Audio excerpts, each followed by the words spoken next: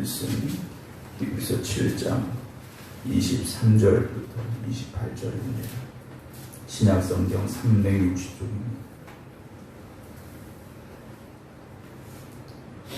23절부터 28절입니다. 제사장 된 그들의 수요가 많은 것은 죽음으로 말미암아 항상 잊지 못함이로되 예수는 영원히 계심으로 그 제사장 직분도 갈리지 아니하느니라. 그러므로 자기를 힘입어 하나님께 나아가는 자들을 온전히 구원하실 수 있으니 이는 그가 항상 살아계셔서 그들을 위하여 간구하심이라. 이러한 대제사장은 우리에게 합당하니 거룩하고 악이 없고 더러움이 없고 죄인에게서 떠나 계시고 하늘보다 높이 되시니라. 그는 저 대제사장들이 먼저 자기 죄를 위하고 다음에 백성의 죄를 위하여 날마다 제사 드리는 것과 같이 할 필요가 없으니 이는 그가 단번에 자기를 드려 이루셨습니다. 율법은 약점을 가진 사람들을 제사장으로 세웠거니와 율법 후에 하신 맹세의 말씀은 영원히 온전하게 되신 아들을 세우셨느니라. 아멘. 할렐루야. 하나님께서 오늘도 믿음으로 살아가기에 힘쓰고 애쓰고 또한 새롭게 결단하는 여러분들의 삶을 책임져 주실 줄 믿습니다. 오늘도 온라인으로 함께 예배드리고 계신 박명화 권사님, 임승자 집사님, 정옥봉 권사님, 김성자 권사님, 안친환 권사님, 유기향 권사님, 임미경 권사님, 박성준 집사님, 김준원 장로님, 박정순 권사님, 박영혁 권사님, 정정희 집사님, 김용 권사님 주님의 이름으로 축복합니다. 여기서 오늘 이제 7장의 마지막 부분의 말씀인데요. 지금 7장에서 계속되어지고 있는 7장 계속되어지고 있는 주제는 멜기세덱이라는 제사장을 통하여서 예수님이 어떤 분이신가에 대한 설명을 이제 계속해 주고 있는데요. 하나님께서 이스라엘 백성들을 광야로 이끄시고 또 그 광야에서 하나님의 성전을 이제 건축하게 하시죠. 성막을 건축하게 하시고 또 그 성막에서 일하게 될 제사장들을 이제 세우시게 되는데 아론을 비롯하여 아들들 또 후손들이 이제 제사장의 직무를 이제 감당하게 되는데 그들 역시 우리와 같은 사람들이었다라는 거죠. 아론은 어땠습니까? 모세가 시내산 위에 올라가 내려오지 아니할 때 백성들과 함께 금송아지를 만들었더라는 거예요. 물론 백성들이 만들어내라 우리를 오늘 하나님 만들어내라 외쳤지만 결국 누구 손으로 만들었느냐? 아론의 손으로 만들어냈다라는 거죠. 그리고 그가 말하지 않습니까? 이게 너희를 애굽에서 구원한 하나님입니다 라는 그런 말을 했던 아론을 우리가 보게 되고요. 또 그의 아들이었던 나답 그리고 아비후라는 이들은 하나님이 명령하시지 아니한 불로 하나님의 제단 앞에 나아갔다가 죽임을 당하기도 했고요. 그 이후로 세워진 수많은 제사장들이 있음을 우리는 알게 됩니다. 그러나 그들 모두 어땠습니까? 자기들의 연약함이 있는 사람들이었다라는 거죠. 그 연약함을 가지고 하나님 앞에 나아갈 수밖에 없었고 또 한 가지는 무엇입니까? 그들이 유한했다라는 거죠. 우리와 같은 사람이기에 생명이 있었고 또 그 생명이 끝날 때가 분명히 있었다라는 겁니다. 그래서 23절 제사장이 된 그들의 수요가 많은 것은 죽음으로 말미암아 항상 잊지 못했다라는 말씀이지 않습니까? 제사장들도 결국 자기 수명이 다하는 그날은 죽을 수밖에 없었고 뒤를 이어서 또 다른 제사장이 세워졌지만 그 역시 그 수명이 정해져 있고 또 그 역시 연약하고 또 죄인이고 이렇기 때문에 제사장들의 숫자가 많을 수밖에 없었다라는 것이죠. 유한한 그런 사람, 우리와 같은 인간으로서 세워진 제사장들은 먼저 자신의 연약함이 있기에 우리의 죄의 문제를 완전히 해결할 수가 없다라는 거죠. 완전한 해결함이 안 되기 때문에 결국 어떻게 된 것입니까? 죄 없으신 예수님께서 이 땅에 오실 수밖에 없었고 우리의 죄를 대신 지시고 십자가의 길로 가셨더라는 것이죠. 오늘 우리와 하나님 사이에는 죄라는 것이 놓여 있습니다. 그 죄로 인하여 우리는 하나님 앞에 나아갈 수가 없게 됐다라는 거죠. 에덴 동산에서 아담과 하와가 맨 처음 창조되었을 때는 죄가 없었습니다.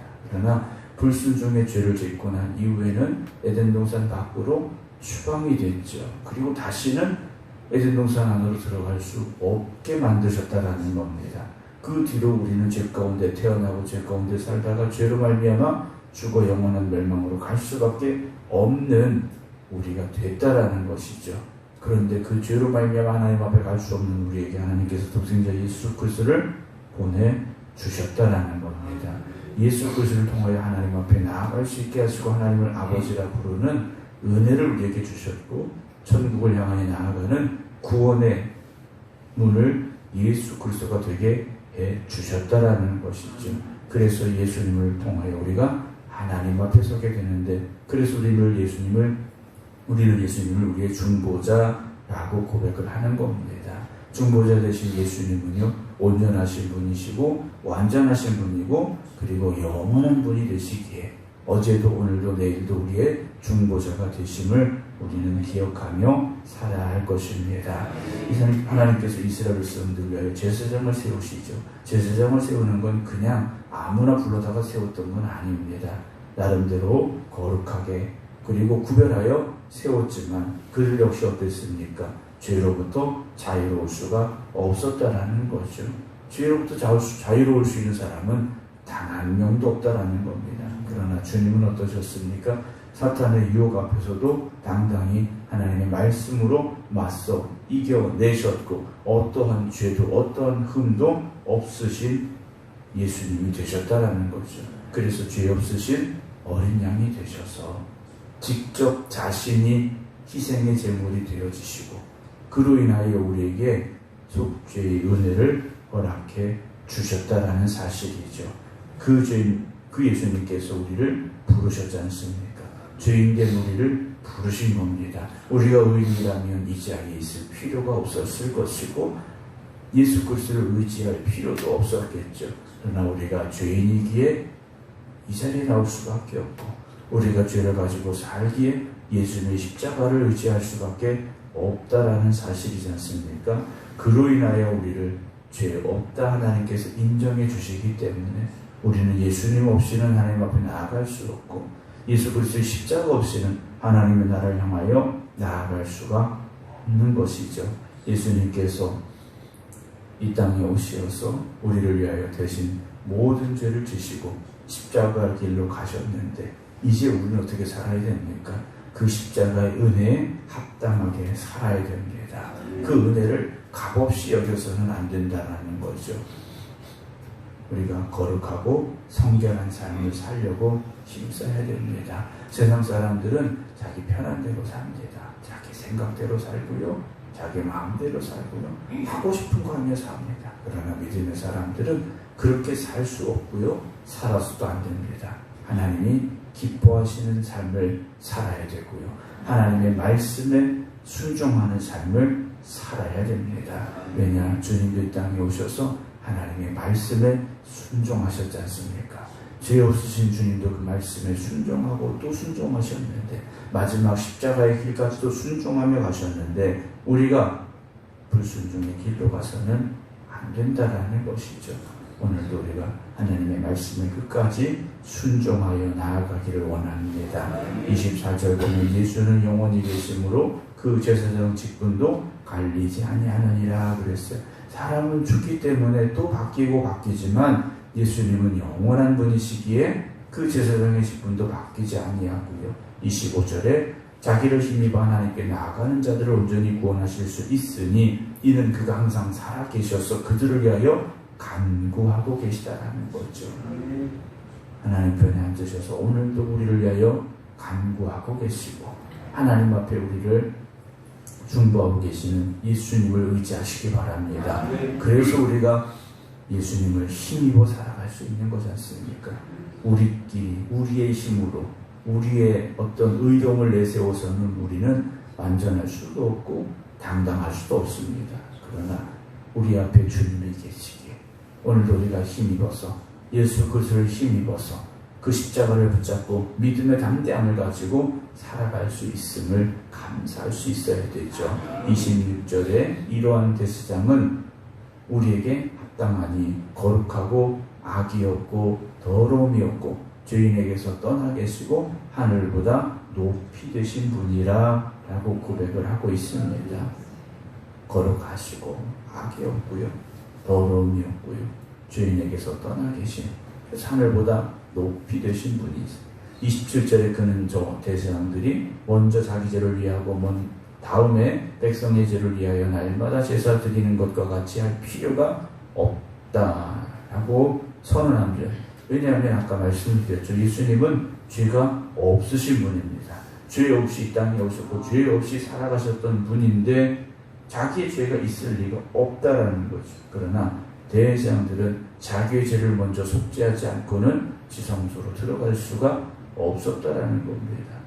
그러나 주님은 죄가 없으시기에 단번에 자기를 드려 십자가의 길로 가셨다라는 것이고요. 그 속죄의 제물이 되어주시어서 우리의 죄를 사하여 주시는 구속의 은혜를 더하여 주셨죠. 마지막 28절에 율법은 약점을 가진 사람들을 제사장으로 세울 거니와 율법에 따라서 아론의 후손들이 제사장이 되어집니다. 그러나 그들은 어떤 사람들입니까? 우리와 같은 약점을 가지고 죄인된 사람들이었다는 거죠. 하지만 이제 율법 위에 하신 맹세의 말씀은 영원히 온전하게 되신 아들을 제사장으로 세워 주셨다라는 것이죠. 우리를 죄 가운데서 구원하신 예수 그리스도께서 오늘도 우리를 하나님의 나라로 인도하고 계심을 기억하시기 바랍니다. 그래서 거룩하시고 흠이 없으신 주님께서 우리와 함께 하시고 우리를 구속하시고 우리의 중보자가 되어주심을 믿으시고 이제는 우리가 주님의 복음, 주님의 십자가의 복음을 세상에 전할 수 있는 복음의 증거자들로 살아갈 수 있기를 주님의 이름으로 축원합니다. 주님 한 분만으로 우리가 만족하고 주님 한 분만으로 기도하고 주님 한 분만으로 감사하는 그 은혜가 여러분들을 통하여 세상에 흘러 넘쳐 나아가고 이제는 죄 가운데 방황하고 죄로 말미암아 멸망을 향해 가던 이들이 하나님 품으로 돌아오는 역사가 날마다 일어나게 되기를, 그래서 여러분들이 이제는 구원의 복음을 전하는 구원의 통로가 되어지기를 주님의 이름으로 축원합니다. 기도하겠습니다. 죄 많은 우리들을 구원하시기 위해 이 땅에 오신 죄 없으신 주님께서 대속의 제물이 되어 주시옵시고 그리고 대제사장이 되어 주시사 우리의 모든 죄를 씻어 정결케 하시고 하나님 앞에 담대히 설 수 있도록 은혜 주시니 감사를 드립니다. 우리가 그 은혜 가운데 살아가고 있음을 잊지 않게 하시옵소서. 날마다 십자가를 잊지 않게 하시고 날마다 그 구원의 은혜에 기뻐하며 감사함으로 살아갈 수 있도록 저희들을 붙잡아 주시옵소서.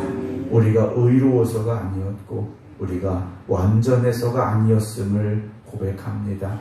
여전히 오늘도 우리는 부족하고 흠이 많은 사람들입니다. 그러나 이런 우리를 십자가의 은혜로 사하여 주시어서 하나님 앞에 믿음으로 담대함으로 더 나아가게 해 주시었사오니 오늘도 주님의 십자가의 은혜를 깨닫고 고백하며 그 은혜와 사랑의 십자가를 또한 전하고 증거할 수 있는 저희들이 되게 하여 주시옵소서. 주님 앞에 부름받은 저희들이 오늘도 이 새벽 결단하며 기도합니다. 그 십자가를 들고 세상을 향해 나아갑니다. 그 복음을 들고 세상을 향해 나아갑니다. 오늘도 우리가 생명의 복음만 전하게 하여 주시옵소서. 이제는 우리 주 예수 그리스도의 은혜와 아버지 하나님의 극진하신 사랑하심과 성령님의 감동감화 역사하심이 오늘도 우리의 모든 죄를 대신 지시고 십자가에 달려 죽으신 예수 그리스도로 말미암아 구원함을 받았습니다. 고백하며 기도드리는 모든 성도들 위해 이제부터 영원토록 함께 하시기를